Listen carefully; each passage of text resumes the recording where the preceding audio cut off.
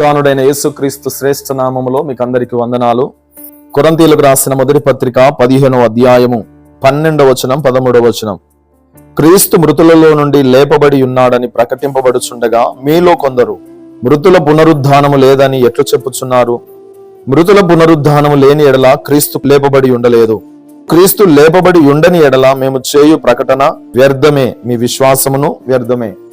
ప్రియులరా, యేసుక్రీస్తు ప్రభువు మరణించాడు, తిరిగి లేచాడు, పునరుద్ధానుడయ్యాడని పరిశుద్ధ గ్రంథ వాక్య ఆధారంగా చాలా మంది భక్తులు, అతిశ్రేష్ఠులు, అభిషిక్తులైన దైవజనులు, చాలా మంది సంఘ బిడ్డలు, సంఘ పెద్దలు, క్రీస్తు నామమును రుచి ఎరిగిన వారు, క్రీస్తు రక్తములో కడగబడిన పరిశుద్ధ సంఘము ఘంటాపదంగా సువార్తను ప్రకటిస్తా ఉంటే, ఒక పక్కన కొంతమంది మూర్ఖవాదము కలిగిన వారు అసలు యేసు ప్రభు మరణించలేదని, మరణించినా తిరిగి లేపబడలేదని, అనేకులు క్రీస్తు శిలువ విషయములో, ఆయన మరణ విషయములో, పునరుద్ధాన విషయములో తెలిసి తెలియక అజ్ఞానంగా మాట్లాడుతూ ఉన్నారు.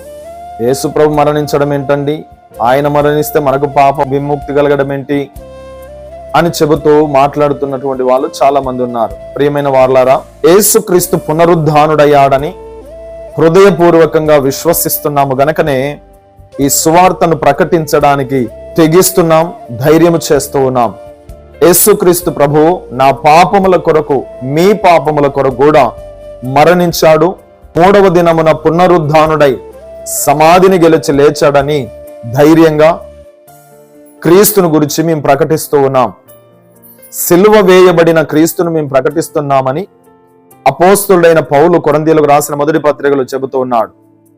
అదే పౌలు మరలా చెబుతున్నాడు, ఇదిగో క్రీస్తు పునరుద్ధానుడయ్యాడని. దాన్ని హృదయపూర్వకంగా విశ్వసిస్తున్న నేను ఆయన దీన సేవకుడను ప్రకటిస్తున్నాను. యేసుక్రీస్తు మరణపు బంధకాలను తెంచుకొని సమాధిని గెలిచి పునరుద్ధానుడై లేచాడు గనుకనే నేను విశ్వసిస్తున్న నా యేసు ద్వారా నాకు రక్షణ ఉందని నేను నమ్ముతూ ఉన్నాను. నీవు నమ్ము, నీవు విశ్వసించు, నిత్య రాజ్యానికి వారసురాలివిగా చేయబడతావు. నీకు తెలిసి తెలియక అజ్ఞానంగా మాట్లాడితే ఆ మూర్ఖపు మాటలను విడిచిపెట్టు. నీవు జీవము కలిగిన దేవుని గురించి మాట్లాడడానికి నీకు జ్ఞానం లేదనే విషయాన్ని చూసి నిజంగా నీ విషయంలో జాలి పడుతున్నామే, కానీ ఆలోచన చేయి, నీవు నీ జీవితాన్ని కోల్పోతావేమో, నీ ఆత్మను నరకానికి పంపించుకున్న వాడవవుతావేమో. జాగ్రత్త సుమి, సేవకుడిగా నేను తెలియజేస్తున్నాను, జాగ్రత్త వహించు.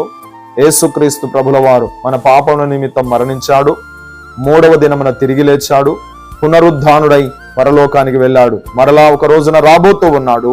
ఆయన 2వ రాకడలో నీవు ఎత్తబడాలి అంటే